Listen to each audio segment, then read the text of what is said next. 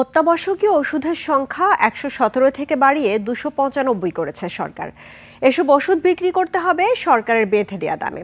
৮০% রোগ নিরাময় এসব ওষুধ ব্যবহার হওয়ায় কমবে চিকিৎসা ব্যয়। বৃহস্পতিবার উপদেষ্টা পরিষদের বৈঠকে চূড়ান্ত অনুমোদন পেয়েছে এই সংক্রান্ত অধ্যাদেশ। আরও জানাচ্ছেন মেহেদী হাসান। সবশেষ ১৯৯২ সালে ১১৭টি ওষুধকে অত্যাবশ্যকীয় ঘোষণা করে দাম ঠিক করে দিয়েছিল সরকার। সময়ের পরিক্রমায় বাজারে বেড়েছে ওষুধের সংখ্যা। মানুষের চিকিৎসা ব্যয়ের ২/৩ চলে যায় ওষুধের পেছনে। এমন পরিস্থিতিতে চিকিৎসা ব্যয় কার্যকরভাবে কমাতে ৩ দশকেরও বেশি সময় পর অত্যাবশ্যকীয় ওষুধের তালিকা সংশোধন করল সরকার। এই ২৯৫ নিয়ন্ত্রণ আসার সঙ্গে সঙ্গে একটা ইমিডিয়েট বেনিফিট হবে মানুষের, মানে যাদেরকে এই ওষুধ দিচ্ছি। যেমন আমি বলি যে অমিপ্রাজল যদি কন্ট্রোল হয়, এর বাকি প্রাজলগুলো কিন্তু ওইটার উপর এটা একটা ইম্প্যাক্ট হবে। অতএব একটা হচ্ছে ডিরেক্ট প্রভাব, যেগুলোকে রেগুলেট করা হচ্ছে সেগুলো।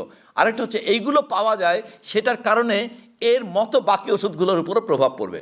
এ তালিকার বাইরে থাকা ওষুধও বিক্রি করতে হবে সরকারের নীতিমালা অনুযায়ী।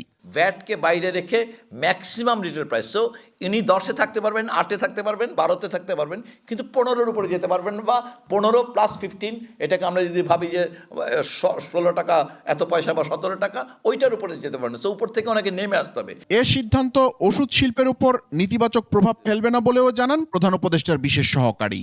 মূল্যায়ন কিন্তু আরেকটা কমিটি করেছে, সাব কমিটি, যেটা টাস্ক ফোর্স গঠন করে দিয়েছিল।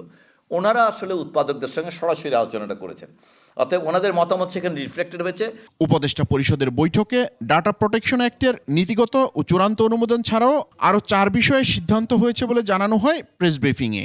সকল ডেটার একটি সিঙ্ক্রোনাস লোকাল। মেহেদী হাসান, ২১ টেলিভিশন, ঢাকা।